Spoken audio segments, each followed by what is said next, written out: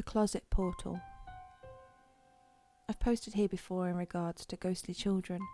This takes place in the same country home. When my family initially moved into this home, myself and my two sisters shared the master bedroom of this house.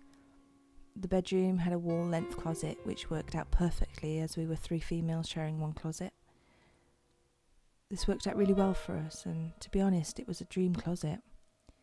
Being the youngest of the 3 sisters, I didn't have the option of choosing where my bed would be placed. It turned out that I had to take the bed closest to the closet, which the head of the bed being by the window, which I really didn't like due to the issues I had as a child with people standing by the window. The first week we lived there, everything was quiet and fine.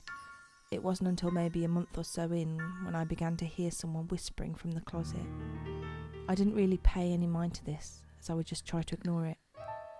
Every once in a while I would enter my bedroom and the closet door would be open, when I know for a fact that all the doors were left closed.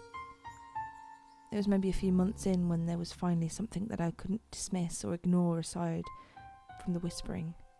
I was laying in bed trying to fall asleep when I felt someone stroke my hair and then my face. I froze and opened my eyes and noticed that my sister was in her bed and there wasn't anyone around me. The next day I was in bed earlier than the day before, and my sister noticed there was an indentation on my bed in the shape of someone sitting. Little things like this continued to go on. The best experience I had was a woman standing in the restroom, which was adjacent to the closet. It was early in the morning, and I was walking into the restroom, and it was still dark, and I saw what looked like the shadow figure of a woman standing in front of the sink. I turned on the light, thinking it was one of my sisters, only to find that the person had disappeared. I thought I was the only person that had seen this, but after discussions with my brother, it turns out that he had similar experiences, but in the hall restroom. My parents always dismissed these experiences until the day my father had an experience. For some reason or other, my father was still on a recliner that was in my bedroom. He was dozing off in there when he suddenly came running out of the room extremely shaken up. Initially we couldn't make out what my father was saying, as he was extremely shaken. But he was able to inform us that he felt, as he was dozing off in the recliner, that someone pulled the recliner back.